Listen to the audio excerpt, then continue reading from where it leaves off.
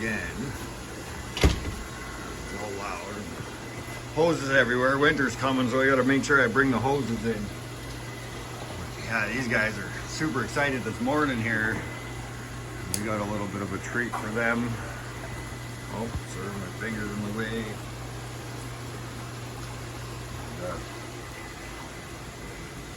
Some table scraps for them. They're always fun to watch. The Pacus like their table scraps.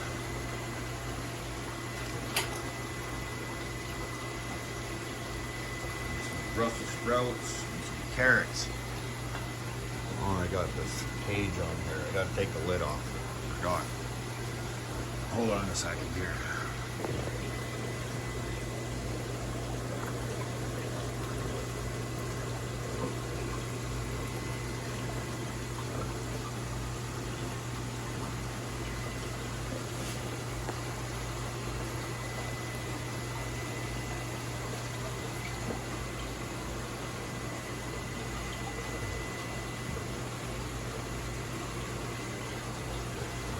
Get them some greens. Erwan is doing pretty good today. Haven't seen him eat yet, but hopefully he'll come around and start eating some food. I'll have to keep an eye on them. They don't like being transported too much. They go into some stress and a new environment and all the new sights, and I'm new to him. He's got to learn that I'm the guy with the food still, so hopefully he'll come around. He's a super nice arowana, silver arowana.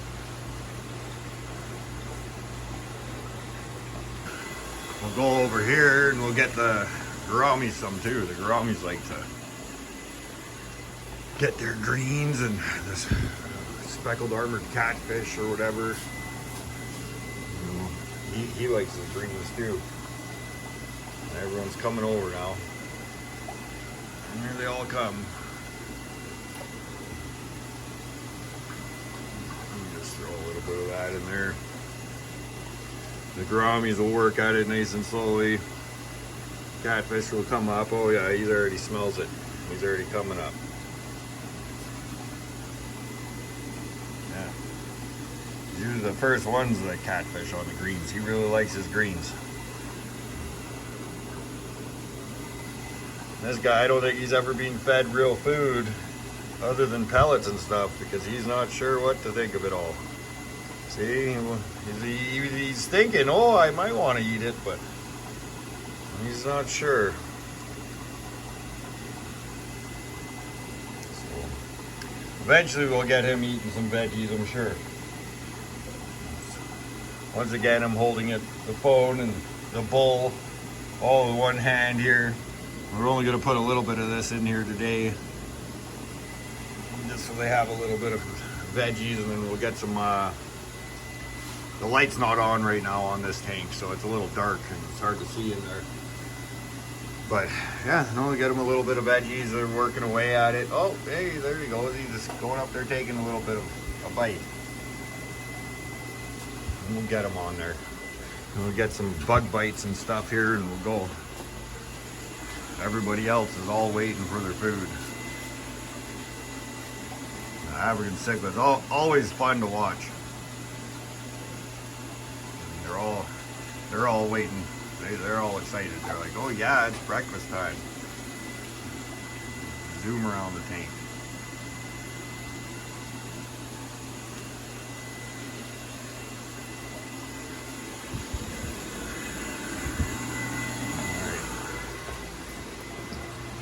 Yes, I know it's a horrible sound, that air blower. We'll get that moved here in time. But we did the big fish. We'll do some smaller fish. You can see the antler guppies. They're all excited too. It's hard to see with the little tub there. I'm going to be moving those plecos here pretty quick. It's just I keep them in the smaller bin. It'll be easier to catch them out of there, to move them to where I need to move them, than if they were in a tank. You know how plecos are to have to catch. Some kissing gourami and some golden white cloud minnows.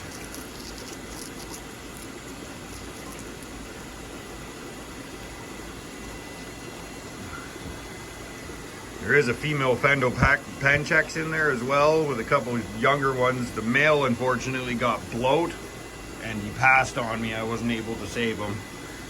But I got another big male over at my brother's house, so I'll probably maybe get them over and see if we can't get some babies of those because they're super wicked looking fish. It'll be fun. Little tanks. I got managed yesterday to be able to move some fish out to a bunch of people that came in, so that was nice. It's always nice to lower the stock in my tanks because I might have a lot of tanks, but I got a lot of fish, and everyone just I keep getting more fish. I like to have the baby fish, so it's a constant battle to move all the fish around all the time. These are some future breeders here that I have. And these are some future breeders as well.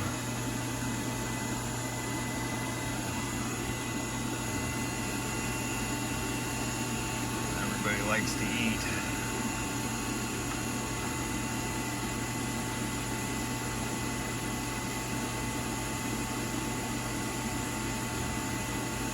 Yeah, and that in the back that you see there, that's my homemade sponge filters. And that's out of a peanut butter container, and then I got some fiber mats wrapped in there and some fiber floss or whatever it is, I guess, but whatever you want to call it, the fiber stuff you use for the fish tanks.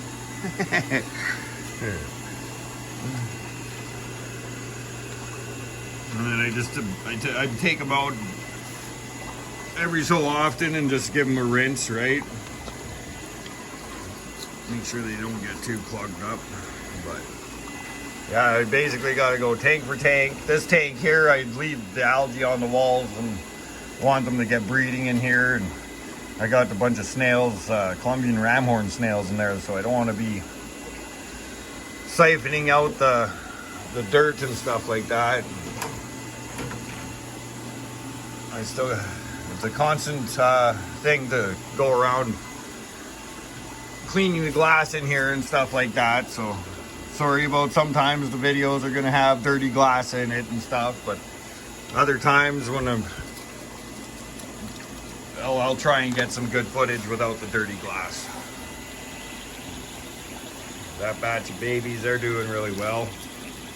Pulled the parents out of there now and put the female back over into there with the rest of them. And then I've moved the male over here, and I'm gonna get them relaxed a little bit before I try and reintroduce and try and get another batch of babies. But as you can see, some of them definitely got the black and white going. We'll see what happens as they develop more into bigger fish, but I'd say it's almost a 50-50. And then the white ones that are coming back out too, they got some pretty cool lines that are stripes on them too. So I think these are going to be really interesting looking fish once they develop. But and then I have a bunch of baby baby little lupi in here. I don't know, they're hard to see. I don't have a light on this tank, and they're real little fish. But yeah, there's a couple in there. You can see them moving around in the bottom after I get some food in there. But yeah, there's a bunch of there that I'm raising up in there too. And then of course, fairy cichlids, super cool fish. They run in family units. You usually got the big breeders that stay down with the smaller ones at the bottom. And then as they get bigger and older, they move up into a bigger pile around everything. And they sort of stick around and protect each other. It's a super fun fish to watch.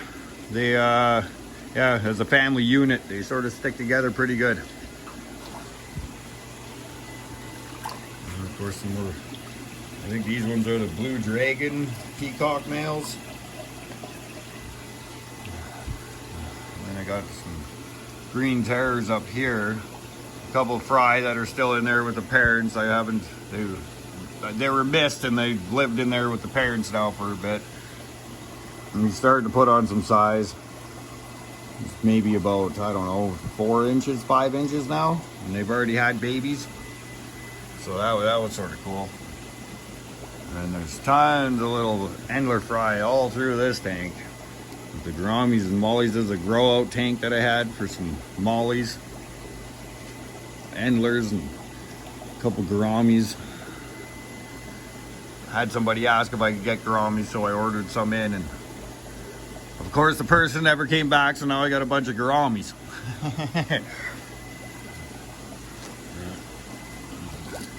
Sailfin mollies in this one.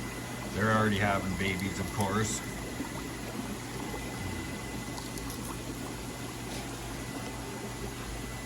You can see little babies already all in there.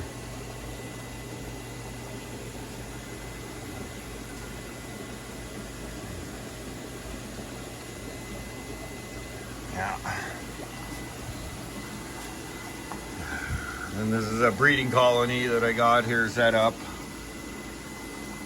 Trying to just see what kind of interesting looking fish I can get out of it, but because they're already mixed cichlids, I'm not sure what's all in there, but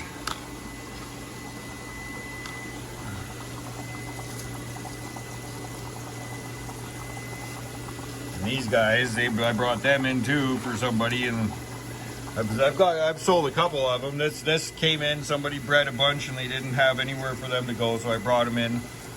And this is just a temporary home. This isn't their forever home. And we got some neon dwarf rainbows and opal gourami.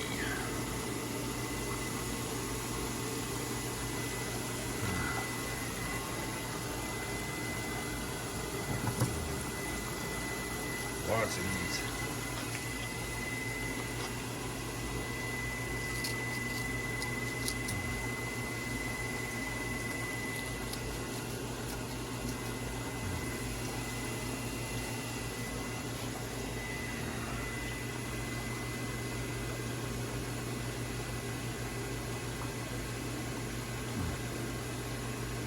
Five banded barbs. More peaceful of the barbs. They're not as aggressive as some barbs can be.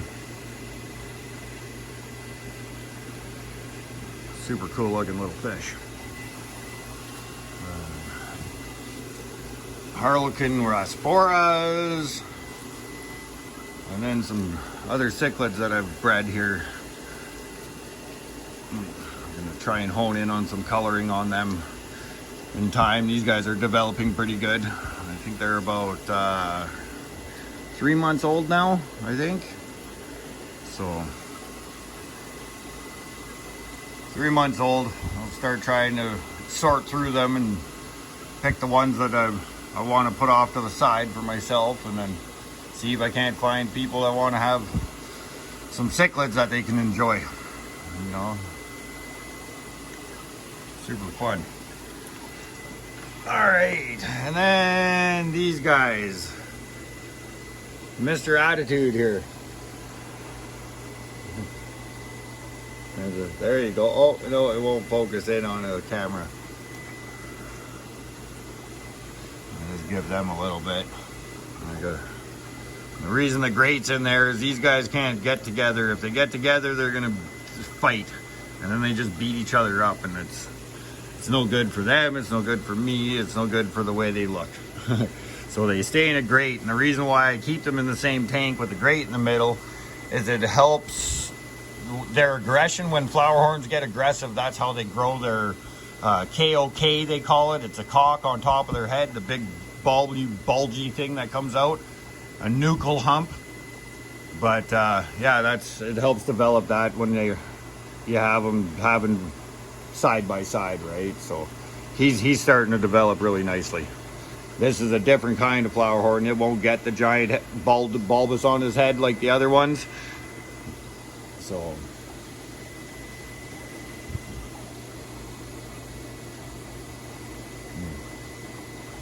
I'm not sure which one it's It's either a monk. It's crossed with red monkey and legend series of some sort for sure. You can just tell from the body shape and whatnot. Super nice looking fish though. I can't wait until we get the tanks finally hooked up so I can get them out into the open, some lights, and we can all enjoy them, because I think he'll be a fun fish to have. And now we'll get around over to the community tank here, and of course everybody's like, hey, he's here.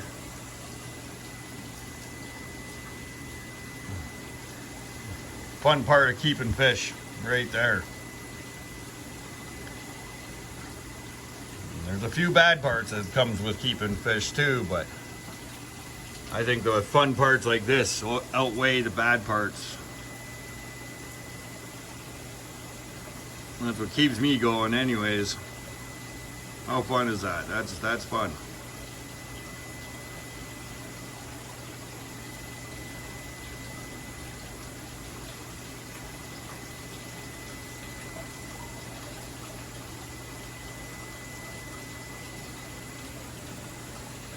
I'm gonna be selling a couple fish. I got somebody bugging me real bad for my large parrot, or one of my large parrot pairs, so he'll be coming to pick up them today.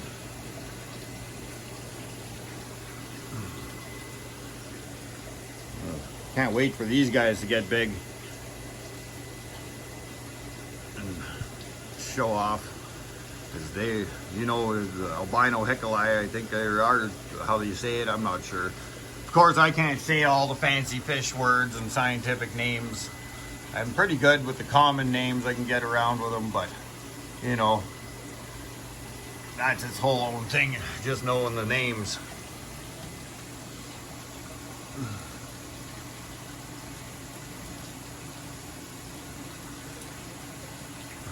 All right. And then this stand here these are just culture tanks that I have going for copepods and just all sorts of stuff. I'm trying to just see what happens is letting the tank run itself. But there's some cool little things growing all over the glass. You probably won't be able to see that. And then the same thing with this tank. And then I just have it on like a little drip, so it slowly drips into the stand. Flower horns are all gone. All I have left there's a pair of convicts, convicts, and then I think there's only like 2 or 3 left in here too. So that's a win. I almost got these tanks. I got these tanks empty, but then of course these Midas here, once again, with the babies. That's why I always end up with so many Midas. A lot of people out there like them and stuff like that, but as they get bigger and more aggressive, they don't seem to want to have to keep them, right? So, which is unfortunate. I think they're cool looking fish, but you definitely have to have a more aggressive tank setup, sort of, for them. Still got a whole bunch left in here from the last time they had babies that I actually raised them up, because sometimes I'll raise them up and try and get some of these ones that are like a little different, the whites and the oranges, and like this one there, like it's white on the top and orange down the middle. That's some cool colorations that I don't mind trying to get out of them. But yeah, there, that's a 20-minute tour, I guess, of me and the fish, I guess. Maybe not the best video quality, but in time I'll get better at it. Golden wolffish. He's wanting some shrimp. So he's gonna bug me until I give him some shrimp. He'll chase me around.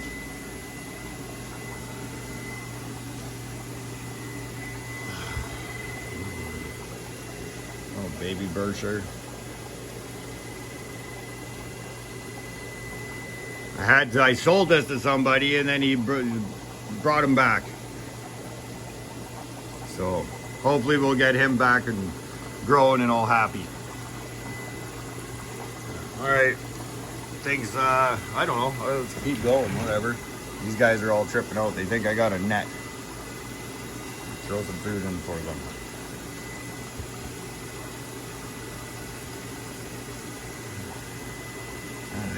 Little bergeries down there getting some food too. We gotta try and thin out this tank here, spread it out. Get some of the fish spread out so they can grow a little better. I don't like moving them around too much in here because this is all hooked up on one system. So once I get them in one tank, I like to leave them in that one tank. And if I have to segregate that one tank, it's a little easier than having to go through and shut off different tanks for each stand or whatever. But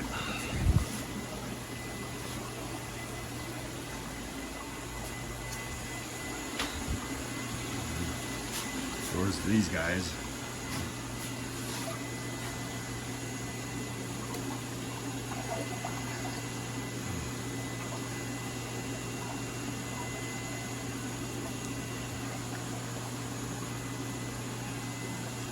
Throw a little bit in there and they all go nuts over it.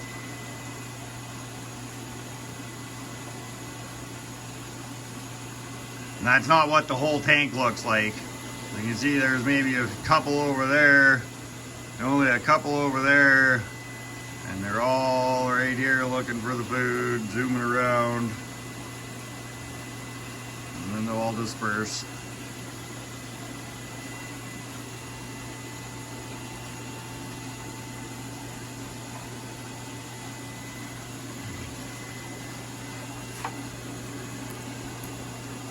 Give them a little bit more.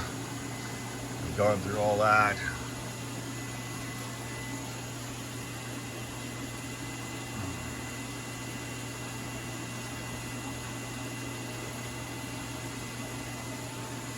Alright, well, we pretty well have now gone through all the little fish. Now for feeding.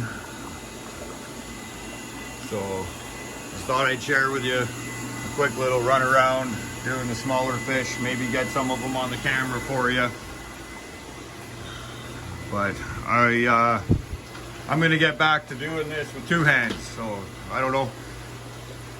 Thanks for watching, and yeah, right on. Thank you, I guess. Yeah, that's what I gotta say is thank you all. Thank you, everybody. Hope you liked it. And yeah, we'll talk to you in a bit. Have yourselves all a great day. Bye now.